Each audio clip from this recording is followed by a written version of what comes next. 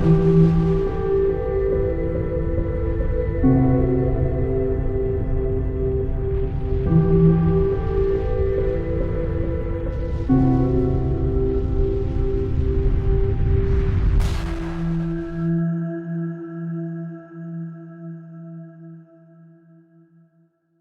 les amis, nous sommes le mardi 7 juillet 2020 et je suis attaqué sur le net, je suis attaqué sur les réseaux sociaux. Là, l'attaque est un petit peu plus subtile, on sent un petit peu le côté spécialiste derrière, on mélange de fausses infos avec de vraies infos. Ça n'intéresse pas la plupart d'entre vous, donc je vais traiter cela à la fin, comme ça, quand j'aborderai le sujet, vous pourrez couper. On continue, nous, à s'occuper d'un étonnant sujet. Le confinement par le Covid a-t-il fait baisser le nombre de morts inopinées du nourrisson? Alors vous allez me dire, mais attends, qu'est-ce que ça veut dire? Bah oui, mais parce que je vous mets l'étude complète et on s'aperçoit quelque chose d'assez incroyable. C'est que le chiffre des mineurs américains a subi une baisse progressive de 33% entre la 6e semaine, c'est-à-dire début février, et la mi-mai. Vous voyez, ça c'est les courbes en haut, vous avez en orange 2014, en gris 2015, en orange plus clair 2016, en bleu 2017, et ainsi de suite. Et la courbe qui descend, là, c'est 2020. On se dit, mais pourquoi cette courbe de mort des jeunes chute? Mais quand on va plus loin, on s'aperçoit que en bas, c'est les courbes grises, c'est entre les enfants de 1 à 4 ans. En orange, entre 5 et 14. Et la bleue, c'est en dessous de 1 an. Et donc, en fait, c'est vraiment la courbe des enfants de moins de 1 an qui a chuté. Donc, une évidence s'impose, un confinement interrompt les déplacements non indispensables, au premier rang desquels les soins non urgents, par pure et simple fermeture des cabinets médicaux. Donc, à l'évidence, toutes les vaccinations obligatoires du nourrisson ont été arrêtées puis reprennent lentement en fonction des possibilités liées à chaque centre de soins. Et donc les délivrances de vaccins ont baissé en semaine 12, 13, 14, 3 premières semaines de confinement, pour ne pas remonter par la suite. En semaine 19, la baisse atteignait 5,6% pour les vaccins Penta et hexavalent des nourrissons, 43%, moins 43% pour les vaccins anti-HPV, moins 16% pour l'Euro, moins 48% pour les vaccins anti-tétaniques, et le nombre de vaccins non réalisés sur l'ensemble des 8 semaines de confinement et à rattraper atteignait respectivement pour ces 4 produits 44 000 nourrissons pour les vaccins Penta hexavalent de 3 à 18 mois, 90 000 personnes tout âge pour les vaccins anti-HPV, 123 000 pour l'Aurore, 450 000 pour les vaccins anti-tétaniques. Donc l'obligation vaccinale ayant détruit tout espoir de comparaison des mortalités entre enfants vaccinés ou non dans les pays développés, c'est la Covid qui a ouvert bien involontairement une fenêtre de tir comparatif que tout scientifique, tout médecin et tout parent se doivent de saisir au vol dans les semaines à venir. Il serait possible d'en tirer des arguments forts pour oser réviser les nouvelles pratiques vaccinales imposées depuis 2018. Et il conclut, il y deviendra bien difficile à nos décideurs politiques et à nos industriels de ne pas y voir la main accusatrice de la causalité. Parce que là, il n'y a rien qui explique pourquoi les enfants seraient de moins d'un an. Parce qu'un enfant de moins d'un an, vous ne l'abandonnez pas le matin quand vous allez au travail, vous le récupérez le soir en disant « Ah bah tiens, c'est pour ça qu'en fait, maintenant, comme j'ai été confiné, il y a eu moins de morts. » Non, non. En plus, le confinement a créé beaucoup de désordres sociaux. C'est là qu'il y a eu beaucoup plus de plaintes de femmes battues, d'enfants battus.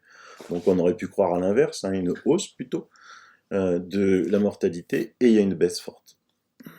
Donc là, c'est une enquête du docteur Vincent Reliquet. Moi, je vais essayer de le joindre pour qu'on en discute sur ma chaîne. Parce que quand on parle de vaccin, je sais pas... Mais là, en Belgique, résultat préliminaire positif pour un vaccin expérimental contre le coronavirus. Le vaccin a provoqué une réponse du système immunitaire chez 94% des participants. Mais, donc c'est une société américaine biotech Inovio a annoncé mardi des résultats et un essai sur 40 volontaires. Mais alors, quand on lit ça, ça m'interpelle moi. Le vaccin d'Inovio, appelé Inno 4800, consiste à injecter un code génétique ADN dans l'organisme de la personne afin de déclencher une réponse immunitaire spécifique contre le corona. Le vaccin est injecté sous la peau par une aiguille, puis il est activé par un appareil ressemblant à une brosse à dents qui délivre, devinez quoi, une mini-impulsion électrique d'une fraction de seconde, permettant à l'ADN de pénétrer les cellules du corps et d'y remplir sa mission. Alors si vous avez envie de ça, bon vous faites ce que vous voulez, moi je vous ai toujours dit, hein, chacun est libre de faire absolument ce qu'il veut. Mais moi aussi je suis libre de ne pas accepter ce genre de médecine, enfin je ne sais même pas si on peut appeler ça de la médecine, quoi. Comme on est dans les vaccins, je vous avais fait une émission, regardez bien, le 26 mars 2020, causalité, vaccin, pandémie, où je m'interrogeais sur le fait que la vaccination massive, surtout en Lombardie, contre le méningocoque et la grippe, juste avant l'arrivée du Covid, n'avait pas pu précipiter cette virulence qu'il y a eu dans cette région italienne, qu'il n'a pas eu dans d'autres régions italiennes. Bon, effectivement, il y a aussi l'effet que c'est beaucoup plus pollué là-bas que ailleurs. Mais une étude espagnole vient de sortir. Et là, comme dit ceux qui me l'envoient, un groupe espagnol qui me suit, ils disent que c'est une véritable bombe. Des médecins de l'hôpital Barbarestro de Huesca ont réalisé ce qu'ils leur demandaient, eux, depuis des mois, une enquête sur la possible corrélation entre la vaccination et le décès par Covid-19. Les résultats sont définitifs. Les personnes vaccinées contre la grippe sont 4 fois plus susceptibles de mourir du Covid-19 que celles qui ne sont pas vaccinées. À Barbastro en particulier, 17 des 20 personnes âgées décédées ont été vaccinées. Dans un autre secteur de la province de Huesca, 30% des personnes décédées avaient été vaccinées. L'étude analyse montre également la composition du vaccin 2019, dont je vous ai souvent parlé dans mes émissions, hein, qu'on y avait rajouté des choses dedans, trouvant des éléments qui nuisent au système immunitaire. Ben moi, je tiens à disposition cette étude pour tous ceux qui la veulent. Elle est en espagnol. On me l'a traduit en français, c'est vraiment sympa, mais c'est juste hallucinant, quoi, hein. Et donc, évidemment, ces genres de choses, vous n'allez pas non plus en entendre parler dans la presse, dans les médias. Comme Le Monde, toujours prêt à sauver Bill Gates, hein, normal. Sa fondation vient de donner 4,6 millions de dollars en 2 ans au journal Le Monde. On va pas dire du mal de lui, hein. Indépendance de la presse, là aussi, il faut afficher pour qui vous roulez. Bien, maintenant on va aborder les raisons, parce que ça fait longtemps que je vous dis dans mes vidéos que la situation que vous vivez en France, c'est la même partout dans le monde, partout dans le monde. Je vais vous mettre dans les sources un énorme dossier avec beaucoup de références. Dans les sources, c'est un article de Patrick Howley, qui date du 29 juin dernier. J'ai mis du temps à tout lire, parce qu'il est assez long, vous allez voir, mais il commence par 8 experts des NIH sur le traitement du Covid ont révélé, devinez quoi, des liens financiers avec Gilead. Partout pareil. Donc l'article il est long, je vais évidemment pas de vous le lire en entier, mais je vais quand même vous en tirer la quintessence, hein. Donc ces 8 membres du comité d'experts des directives du traitement du Covid du National Institute of Health, hein, NIH, ont révélé des relations financières récentes avec Gilead. Vous savez, Gilead, le fameux médicament Remdesivir qui coûte une fortune, dont on n'a jamais eu une preuve qu'il fonctionne, mais on sait déjà qu'il a beaucoup d'effets néfastes, et qui a été agréé par la Commission européenne, alors que l'hydroxychloroquine toujours pas. Et donc dedans, dans cet article, il y a aussi les révélations selon lesquelles le NIH, hein, donc l'Institut national de la santé publique aux États-Unis, a un intérêt financier dans le vaccin, encore vaccin, Moderna financé, devinez par qui? Par Bill Gates, dont je vous en avais souvent parlé, et qui est évidemment un autre concurrent de l'hydroxychloroquine. Et c'est Fauci, qui est le docteur Anthony Fauci, hein, qui est critique en matière d'hydroxychloroquine, qui a financé la recherche sur le coronavirus à l'Institut de virologie de Wuhan. Donc l'article, il faut vraiment que les spécialistes de François et compagnie s'y penchent, puisque en plus, le NIH de Fauci détient une participation financière dans le vaccin Moderna. Vous vous rendez compte un peu? Ce qui soulève de grandes questions sur l'impartialité supposée des décisions politiques du gouvernement fédéral. Je vous rappelle que là, Trump, il peut rien imposer. Et là, c'est la santé. Pendant l'épidémie du coronavirus, le directeur de ce centre, le docteur Anthony Fauci, est un allié financier de Bill Gates. Et du reste, il a même quémandé le FBI pour faire une descente dans un centre où il soignait le corona par de l'injection intraveineuse de vitamine C. Vous savez que en Allemagne, on a traité aussi en intraveineuse de vitamine C, ça marche très très bien. Et donc le journaliste Patrick Hawley expose tout le programme du coronavirus qui s'appelle Contact Tracing dans une émission qui s'appelle National Fight TV. Il explique comment il se prépare à des vaccinations de masse et que tout est planifié à l'avance. Tout est planifié à l'avance. Pour regarder vraiment cette vidéo, par exemple, Regardless of Danger, c'est vraiment superbement bien fait. Les Américains commencent à aller vraiment très très loin. On apprend aussi que Fauci a rencontré George Soros et d'autres poids lourds du mondialisme. On dit, alors ça, s'il y en a qui ont regardé cette série, ils disent pourquoi la série télévisée The Dead Zone, créée par Stephen King, a-t-elle prédit l'épidémie de coronavirus et un remède à la chloroquine pour cela en 2003. Alors s'il y a des amateurs de cette série Dead Zone, moi je ne connais pas du tout. Et donc là, par exemple, il y a des photos où on voit Fauci avec George Soros, Bill Gates. Que des gentils qui nous veulent du bien. Et on va faire des liens, ils font des liens entre Soros et Clinton. Car une des filles de Clinton, Chelsea Clinton, est au conseil d'administration d'une société qui s'appelle Partners in Health, qu'on pourrait traduire par partenaire en santé, qui a été sélectionnée par le gouverneur du Massachusetts, démocrate bien sûr, Charlie Baker, pour effectuer le suivi des contacts du coronavirus, un processus qui implique des équipes d'enquêteurs qui découvrent qui les personnes infectées sont entrées en contact.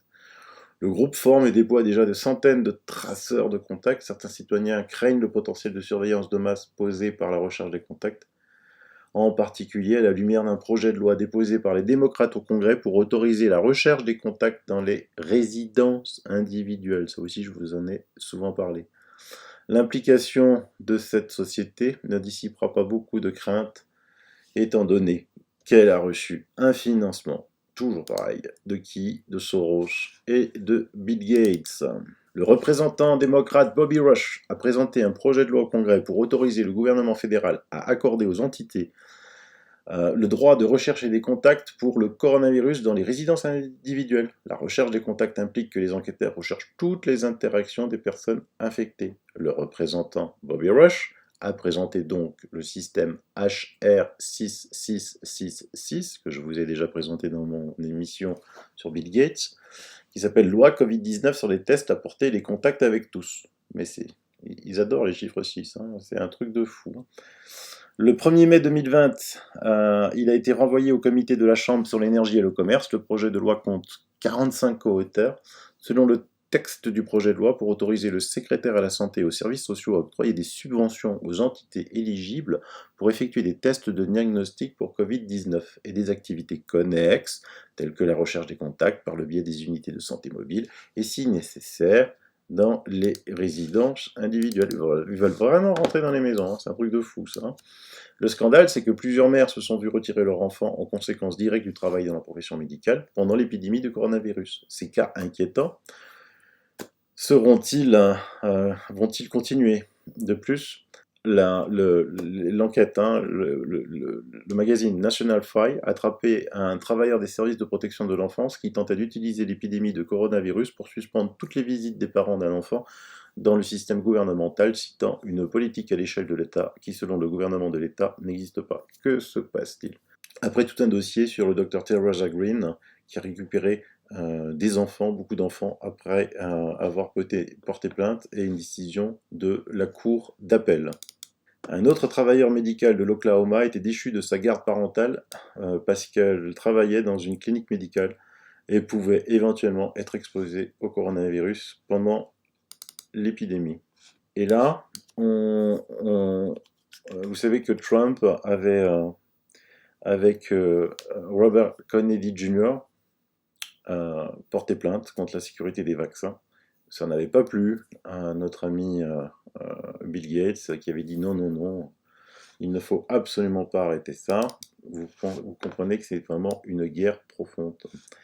Et vous savez aussi que depuis maintenant à peu près 5 jours, il y a des dizaines d'études qui sont sorties, je vous en ai déjà parlé, prouvant les bénéfices de l'hydroxychloroquine, et notamment encore plus fort que le protocole Raoult, le protocole du professeur Tselenko aux États-Unis, qui fait le protocole Raoult, mais qui rajoute tout de suite du zinc. Il y a 99, je sais plus, 7% de résultats positifs, quoi. Personne en réanimation, un truc de malade. On a quelque chose qui marche, on n'a pas d'effets secondaires partout dans le monde et on n'en veut pas. Donc Donald Trump, qu'on avait assez moqué parce qu'il avait pris de l'hydroxychloroquine en prévention, et ben maintenant il Trump, hein, il dit, ben attends, qu'est-ce qu'on attend, quoi. C'est ça le problème, c'est ça que beaucoup de gens ne comprennent pas, c'est qu'il ne faut pas croire que parce que vous êtes président des États-Unis, vous avez tous les pouvoirs. Vous n'avez pas tous les pouvoirs dans tous les domaines, notamment celui de la santé. Mais là, ça, les gens commencent à se réveiller.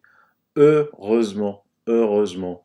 Je vous mets un article sur les nouveaux cas positifs, parce que ça inquiète encore beaucoup de monde, hein. Cette litanie qui dit le Covid de la peur, les nouveaux cas positifs. Tiens, j'ai rencontré, tout à l'heure, j'étais à la gare, j'ai rencontré une abonnée. Ah, vous êtes Sylvano Trottin, j'y arrive pas à éveiller une personne par jour. Et il faut continuer, il faut montrer des documents. Donc ici, c'est un document qui dit, à propos de tous ces nouveaux cas positifs de Covid, les services de santé de l'État, on est aux US, hein, manipulent les données, changent les définitions. Le document décrit dans la vidéo, et que je vous mets dans les liens, décrit comment ils font, hein. La recherche sur les réglementations sanitaires de l'État par Fox City Image montre que de nouvelles directives pour la définition des infections positives au Covid-19 sont probablement la principale cause de fond dans une reprise spectaculaire des résultats positifs des tests. Donc en gros, on commence à mettre tout et n'importe quoi, hein, pourvu que le test soit positif. Et pourquoi on fait tout ça? Non, c'est toujours pareil, hein. Mais là, il explique, ce que moi je vous explique depuis longtemps, sans Covid-19, panique. Il appelle Covid-19 panique, hein. J'appelle le virus de la peur. Les démocrates ne peuvent pas facilement obtenir un vote par correspondance dont ils ont désespérément besoin dans les principaux États du champ de bataille afin de contrôler le résultat. Sans la panique Covid-19, les démocrates ne peuvent pas arrêter les rassemblements et les efforts de campagne politique du président Trump, ce qu'ils ont désespérément besoin de faire dans les principaux États du champ de bataille. Sans la panique Covid-19, les démocrates ne peuvent pas bloquer le contraste de campagne entre un président Trump énergique et un challenger physiquement ténu et mentalement compromis. Donc le challenger, c'est qui? C'est celui qui est en vain, c'est Joe Biden. Et puis dès qu'il ouvre la bouche, c'est pour raconter une connerie, parce que je sais pas comment il a fait pour être élu par le Parti démocrate, puisqu'on voit que le monsieur, il a quand même Alzheimer, hein. Et comme dit Trump, it's not about the virus, it's all about control. Pour ceux qui dorment, pour ceux qui dorment. Alors maintenant, hier je vous avais parlé de Gérard Modrux, où j'en parle souvent, abonnez-vous à son blog, les traitements interdits pour le Covid-19 marchent-ils? Mais là, il commence aussi à dire des choses que moi je dis depuis longtemps, mais lui, il arrive à cette conclusion d'une différente manière. Donc les infectiologues italiens disaient qu'il y a explosion de cas positifs, mais la charge virale du virus fait qu'il n'y a rien. Lui, il dit, pourquoi actuellement la maladie est beaucoup moins grave qu'au début? Je ne parle pas de l'évolution elle-même de l'épidémie, de sa contagiosité, problème évoqué il y a 3 jours, mais de l'évolution clinique de chaque cas. Comment évaluer au mieux cette gravité? Pas par la mortalité, on connaît toutes les lacunes du comptage.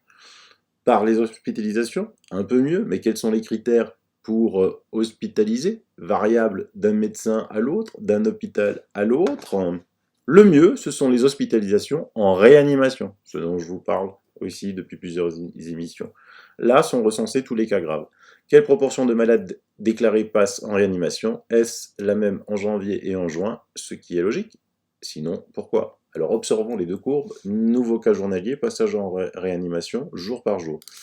Et là, il a fait une courbe du nombre de cas total de Covid. Donc la fameuse courbe en cloche, mais qui s'étend, qui s'étend. Ce qui voudrait aussi dire qu'avant, le 25 février, on ne détectait pas, mais comme vous le savez aussi, maintenant, le Covid était chez nous depuis octobre. Donc si on avait détecté, on aurait aussi eu des cas de Covid.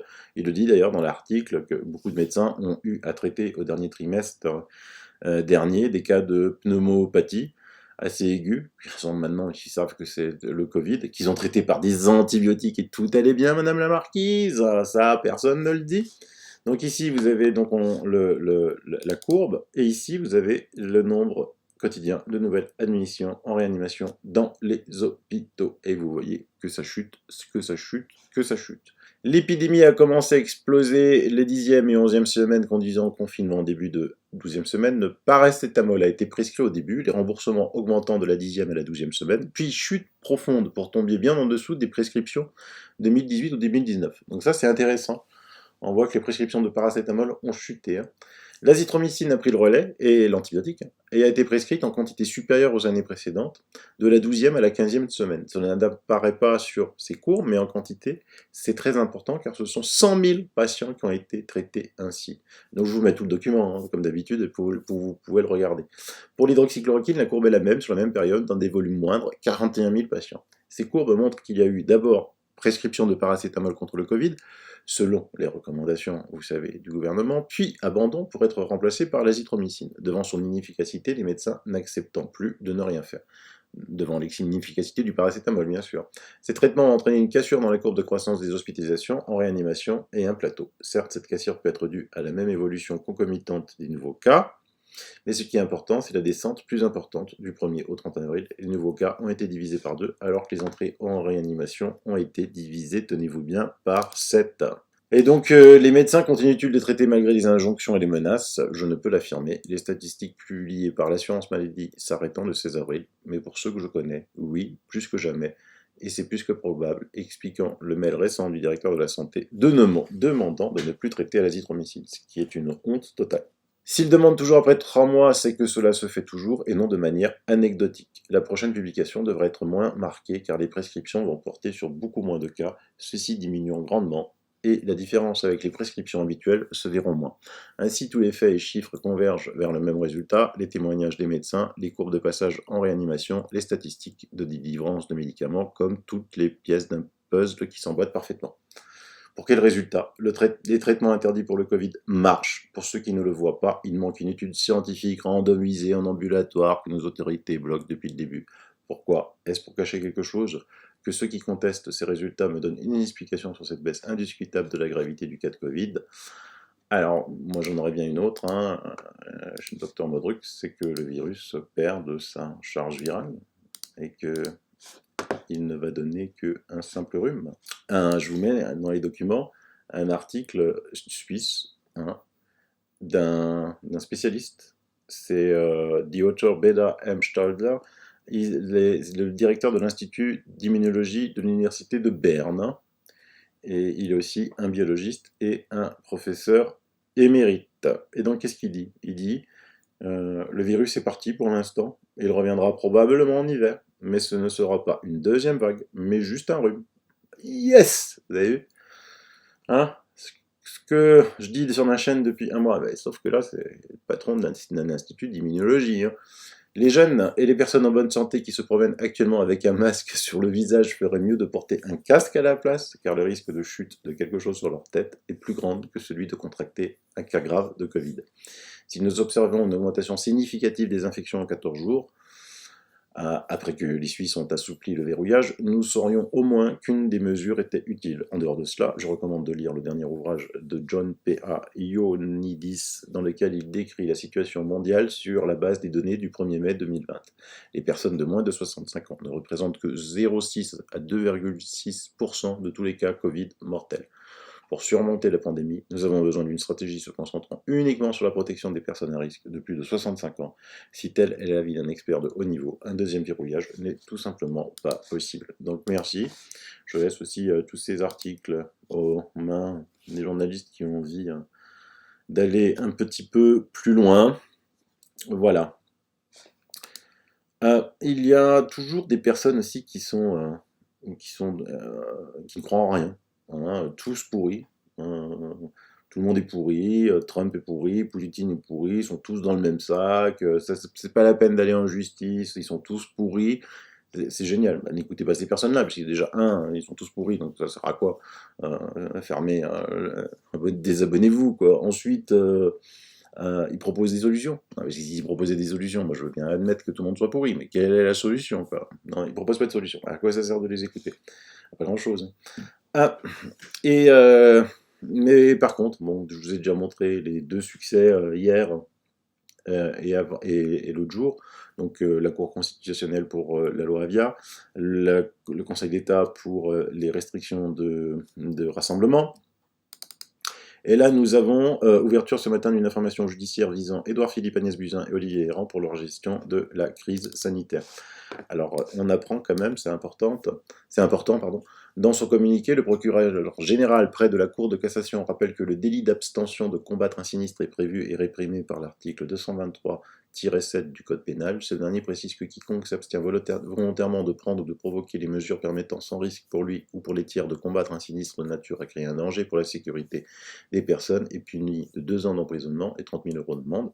Cette information judiciaire est confiée à la commission d'instruction. Elle fait suite aux quelques 90 plaintes déposées contre des membres du gouvernement mettant en cause leur prise en charge de l'épidémie en France. 9 plaintes ont finalement été jugées recevables.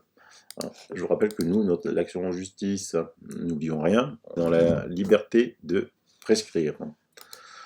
Sinon, en plus, les juges, on parle de juges et de justice, ils sont un peu sévères parce que Dupond-Moretti, ministre de la Justice, une nomination qui passe mal, très très mal chez les magistrats. Je vous les laisserai regarder.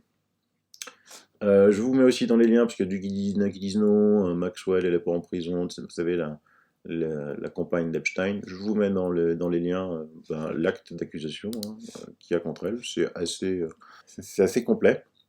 En tant que patron d'entreprise, je reçois des offres. Là, c'est un autre patron d'entreprise qui me l'a envoyé.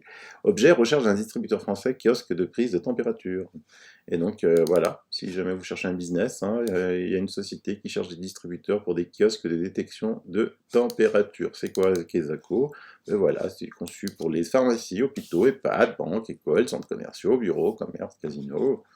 Vous allez être scanné pour qu'on prenne votre température. Voilà les différents modèles qu'il propose. On commence à nous habituer assez à un État policier, un État où on contrôle tout, sous le prétexte sanitaire, parce que derrière, on va pouvoir faire beaucoup de choses avec ce genre de choses. Bon, après, le truc le plus con que j'ai jamais vu de ma vie, c'est ça, quoi. Voilà. Là, le virus, vous voyez, si la jeune fille, le jeune homme qui est derrière la jeune fille, a un virus, ben le virus il reste gentiment, il ne bouge pas. Ben voilà, allez, cette émission est terminée pour aujourd'hui. Pour ceux qui veulent quitter, ils quittent. Pour les autres qui veulent savoir, eh ben, on va traiter. Donc, bye à ceux qui veulent quitter, je vous embête pas avec ça. Et ceux qui veulent rester, on y va. Alors pourquoi j'ai libéré ceux qui ne veulent pas ce genre de règlement de compte? C'est qu'on va tomber dans le marais, c'est-à-dire ce que Trump dit, là, assainir le marais. On va tomber très bas, donc c'est du très très très bas niveau. Je vais vous mettre le texte tel qu'il est paru, tel qu'on me l'a envoyé, je ne sais pas combien de fois ce matin. En plus, sur une chaîne qui fait des vidéos sur moi. Alors, on y va, je vous le lis d'abord. Alors, excusez-moi, je ne suis pas responsable du texte. Il y a à peu près une faute tous les 5 mots. C'est pas de ma faute. Que renseigne Internet sur Silvano Trotta? Et Silvano Trotta est l'ex-Monsieur Ficom, une entreprise chargée d'éviter les conflits d'intérêts entre entreprises répondant aux appels d'offres de l'État concernant la télécommunication française, une sorte de syndicat des télécoms qui a changé de nom depuis est repris par la FEB. Ensuite, Trotta s'est fait virer pour détournement de fonds.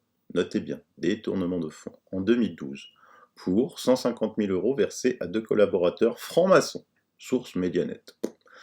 Mais il a été disculpé par la suite, car étant président, il aurait eu le droit de verser ses primes. Mais ça n'a pas plu à son employeur. Il a été gardé 1 an en tant que président adjoint avant de partir.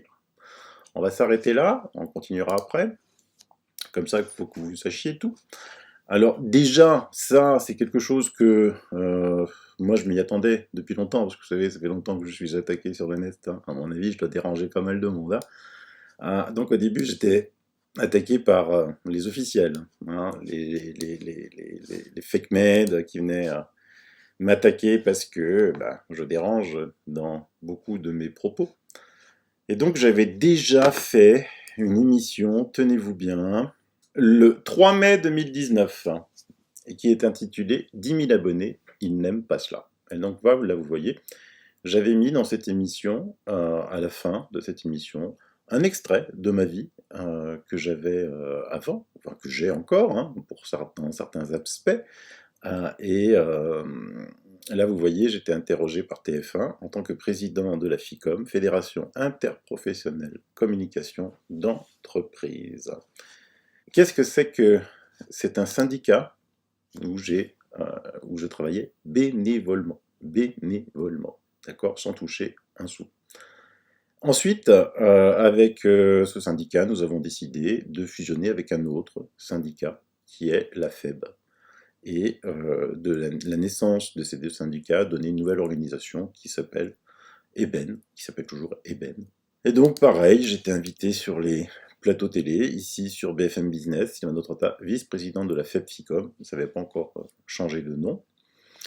Et là, j'ai refait une émission, vous voyez en bas, le 9 mai 2020, puisque j'étais attaqué par un groupuscule sur Twitter s'appelant L'Extracteur, où ils annonçaient que j'avais plein d'entreprises. Oui, mais je ne vous ai jamais caché que j'avais des entreprises.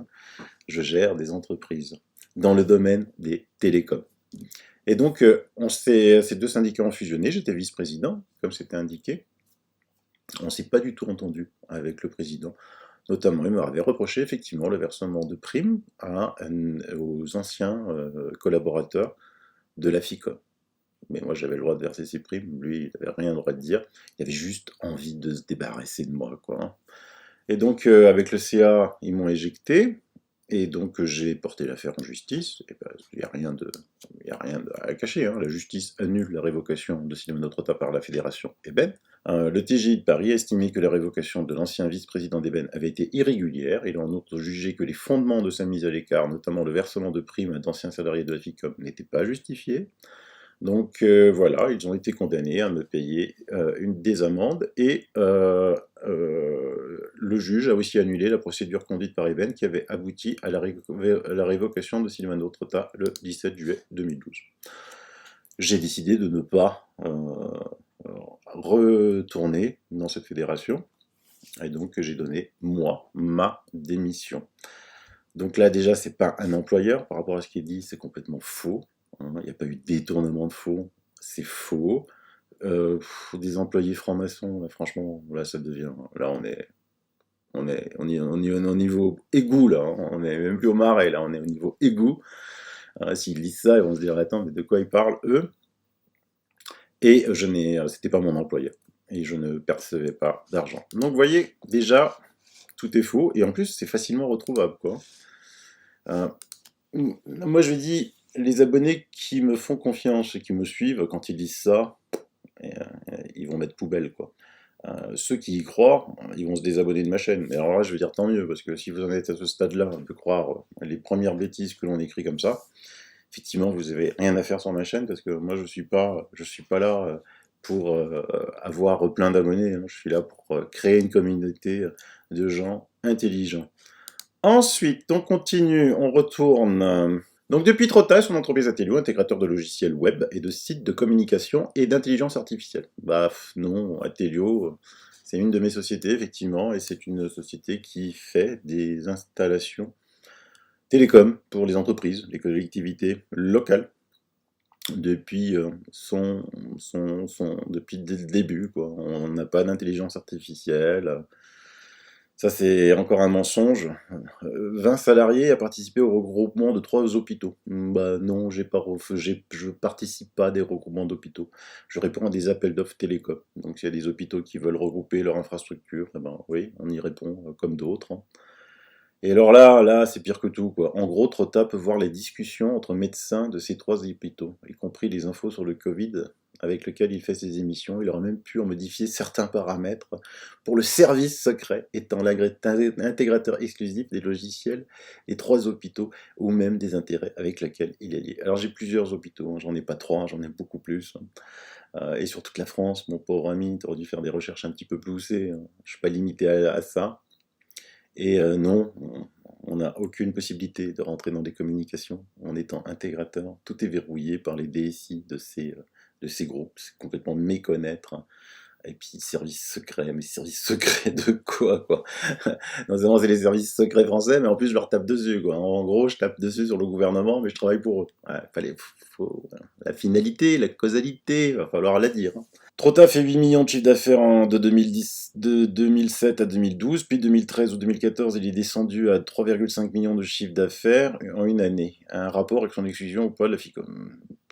C'est des chiffres qui sortent de nulle part.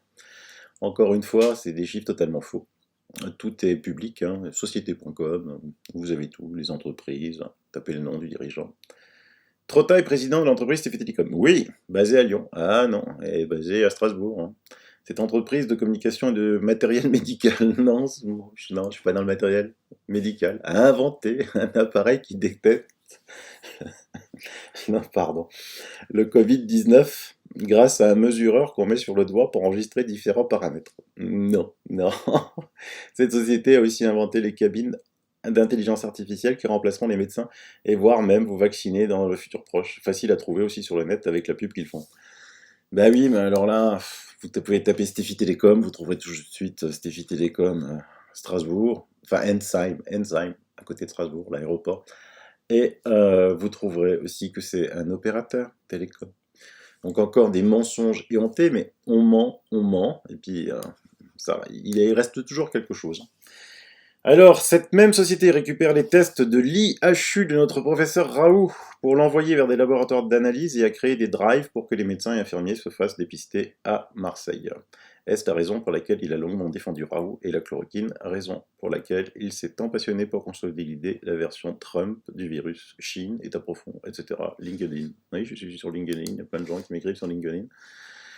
Alors oui, ça je vous l'avais expliqué déjà depuis longtemps dans mes émissions, qu'on a été mandaté par le département du 13, pas par l'IUHU, par le département du 13, ils ont fait des drives pour des dépistages, et nous on a mis en place un logiciel, un call center, c'est un logiciel de téléphonie où les gens appellent, et derrière on arrive à caser automatiquement les rendez-vous.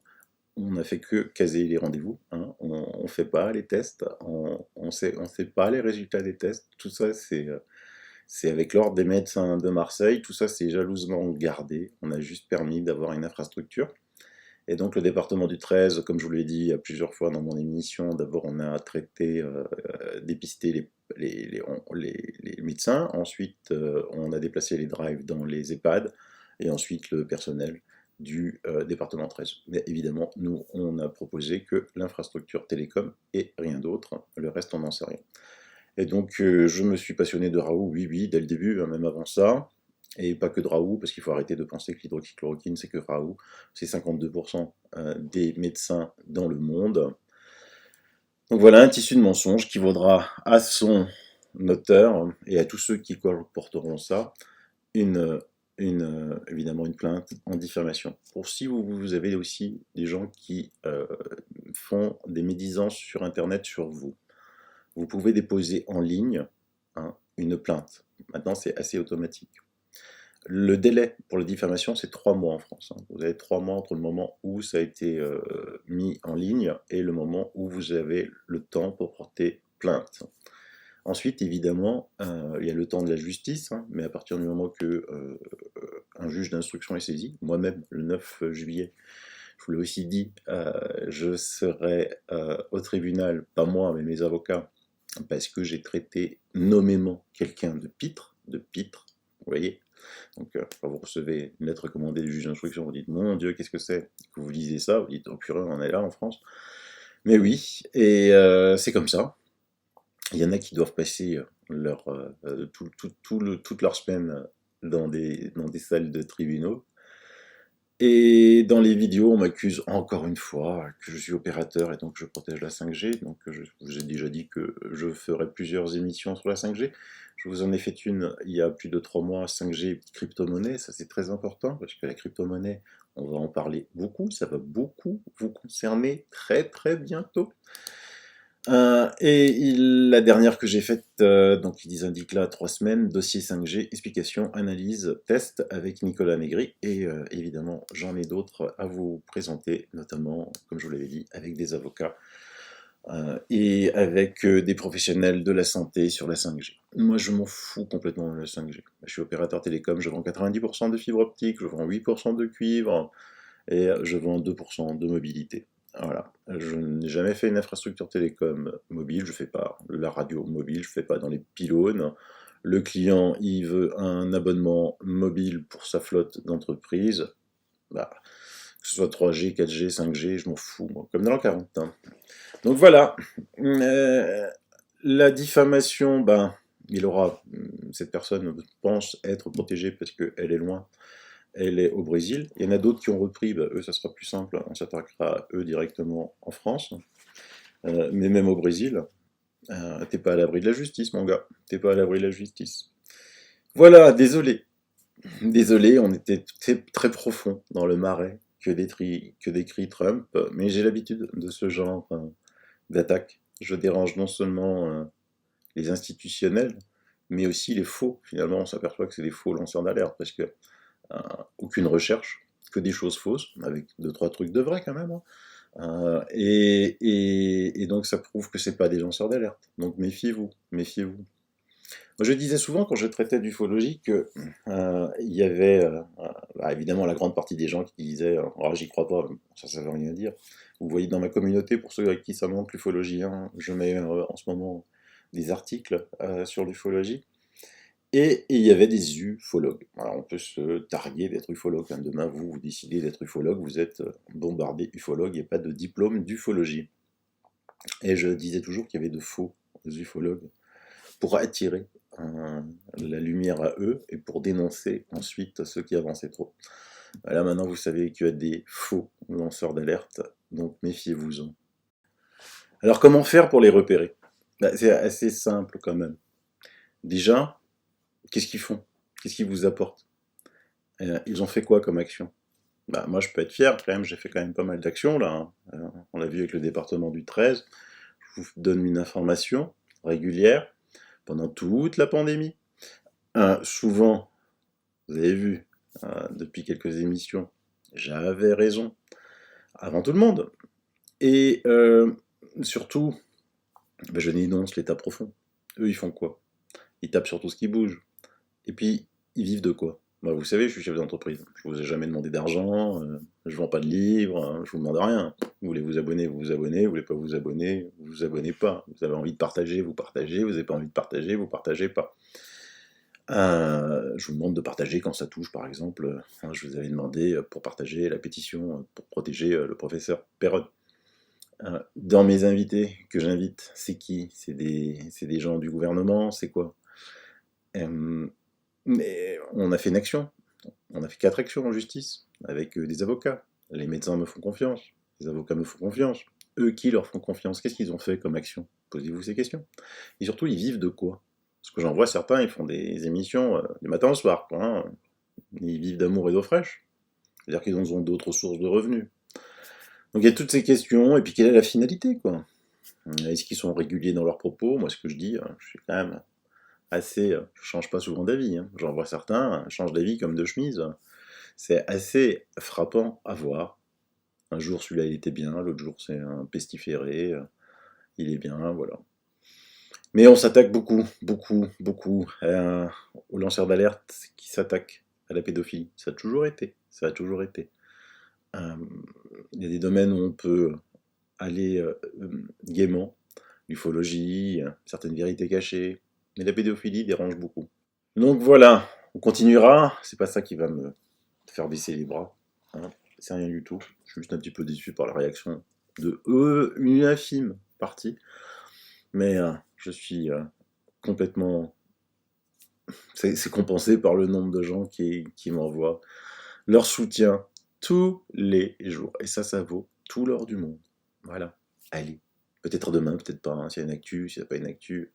Bise.